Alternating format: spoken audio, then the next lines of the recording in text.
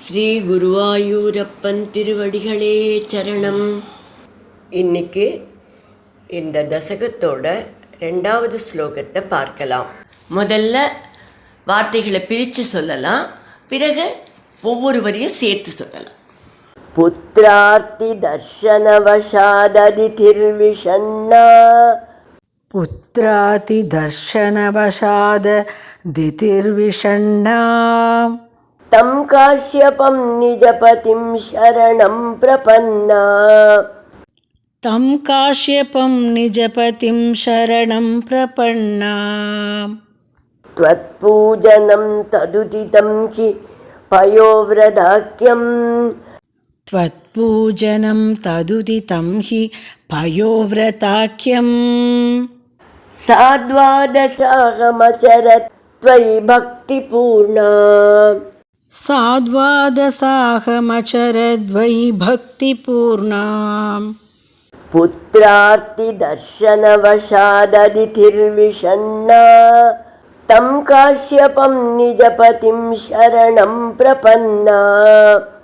புத்ரார்த்தி தர்சனவசா ததிதிர்விஷண்ணாம் தம் காஷ்யபம் நிஜபதிம் சரணம் பிரபன்னாம் த்வத்பூஜனம் ததுதிதம் he பயோவ்ரதாக்யம் சாத்வாதசாகமசரத் த்வயி பக்திபூர்ணா த்வத்பூஜனம் ததுதிதம் he பயோவ்ரதாக்யம் சாத்வாதசாகமசரத்வயி பக்திபூர்ணா.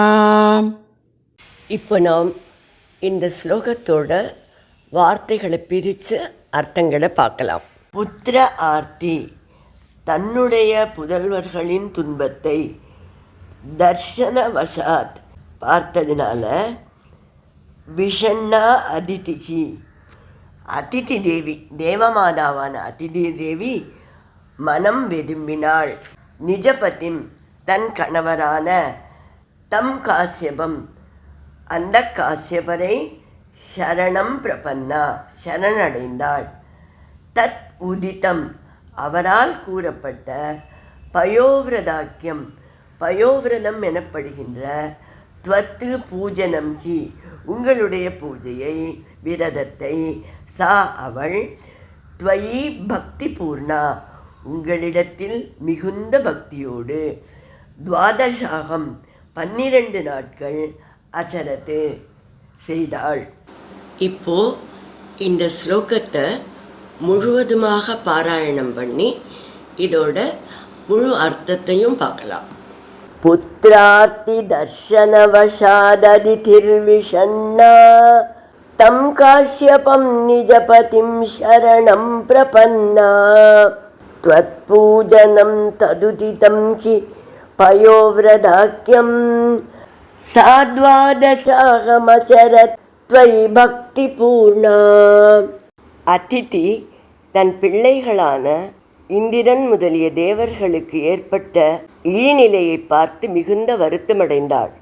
தன்னுடைய வருத்தத்தை தன் கணவர் காஷ்யப முனிவரிடம் தெரிவித்து, என்னோட புதல்வர்கள் மீண்டும் அவர்களோட பதவிகளையும் செல்வங்களையும் அடையணும், அதுக்கு ஏதாவது வழி சொல்லுங்கள் அப்படின்னு கேட்குறா. அப்போ காஷ்யப முனிவர் அவளுக்கு பயோவிரதம் அப்படிங்கிற ஒரு வழிபாட்டு முறையை, விஷ்ணுவை குறித்து செய்யக்கூடிய விரதம், அதை அவளுக்கு உபதேசிக்கிறார். பயஸ்னா பால், பாலை மட்டும் சாப்பிட்டு செய்கிற விரதம்.